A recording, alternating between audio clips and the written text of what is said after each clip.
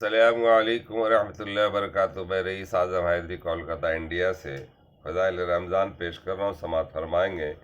نبی کریم صلی اللہ علیہ وسلم کا ارشاد ہے کہ رمضان المبارک کے ہر شب و روز اللہ کے یہاں سے جہنم کے قیدی چھوڑے جاتے ہیں، اور ہر مسلمان کے لیے ہر شب و روز میں ایک دعا ضرور قبول ہوتی ہے۔ نبی کریم صلی اللہ علیہ وسلم کا ارشاد ہے کہ رمضان المبارک کے ہر شب و روز اللہ کے یہاں سے جہنم کے قیدی چھوڑے جاتے ہیں، اور ہر مسلمان کے لیے ہر شب و روز میں ایک دعا ضرور قبول ہوتی ہے۔ فائدہ: بہت سی روایت میں روزے دار کی دعا کا قبول ہونا وارد ہوا ہے۔ بعض روایت میں آتا ہے کہ افطار کے وقت دعا قبول ہوتی ہے، مگر ہم لوگ اس وقت کھانے پر اس طرح گرتے ہیں کہ دعا مانگنے کی تو کہاں فرصت، خود افطار کی دعا بھی یاد نہیں رہتی۔ افطار کی مشہور دعا یہ ہے: اللہم لک صمت وبک آمنت وعلیک توکلت وعلی رزقک افطرت۔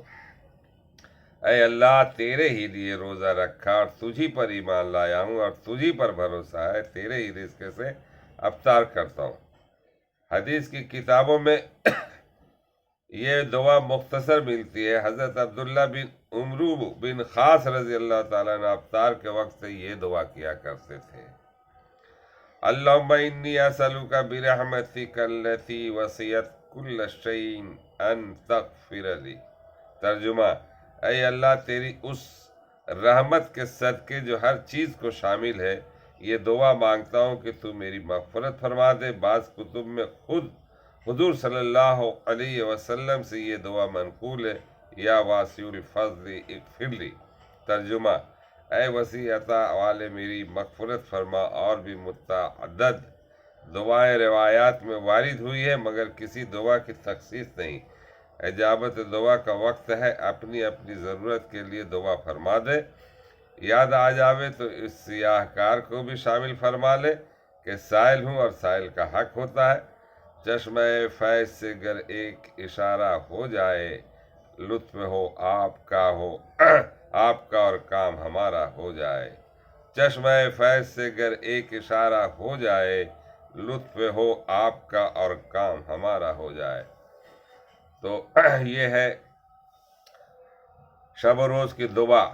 ہر وہ روزہ دار کے لیے جو ہے نا، یہ کہ ہر روزہ دار کے لیے ایک دعا ضرور قبول ہوتی ہے۔ تو ایسے اہم موقع اور ایسے دن اور یہ رمضان کو کبھی بھی ضائع نہیں کرنا چاہیے، اور اس میں دعائیں مانگتے رہنے چاہیے، خاص کر کے افطار کے وقت۔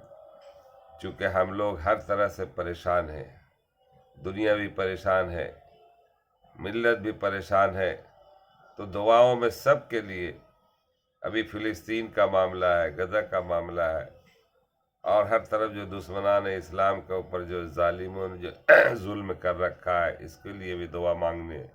تو ہر روز اگر ایک دعا مانگے، اللہ تعالیٰ ہماری دعاؤں کو قبول کر لے تو بہت بڑی بات ہے۔ ہم لوگ گنہگار بندہ ہیں، صبح سے لے کے شام تک کچھ نہ کچھ گناہ ہوتے رہتا ہے، کیونکہ شیطان سب سے بڑا انسان کا دشمن ہے، سب سے بڑا دشمن شیطان ہے، اور شیطان صبح سے لے کر رات تک پیچھے لگا رہتا ہے میرے بھائی، اور ہماری اسی میں کامیابی ہے۔ لہٰذا ہم لوگ دعا میں شامل رکھیں، اور ہمارے لیے بھی دعا میں شامل رکھیں، اس گنہگار کے لیے بھی۔ اللہ تعالیٰ ہم لوگوں کو پڑھنے اور سننے اور کہنے سے زیادہ عمل کرنے کی توفیق عطا فرمائے۔ وما علینا الا البلاغ۔ اس ویڈیو کو ضرور دوسروں تک پہنچائے اور شیئر کریں، یہ بھی ایک صدقہ جاریہ ہے۔ میں رئیس اعظم حیدری کولکتہ انڈیا سے۔ السلام علیکم ورحمۃ اللہ وبرکاتہ۔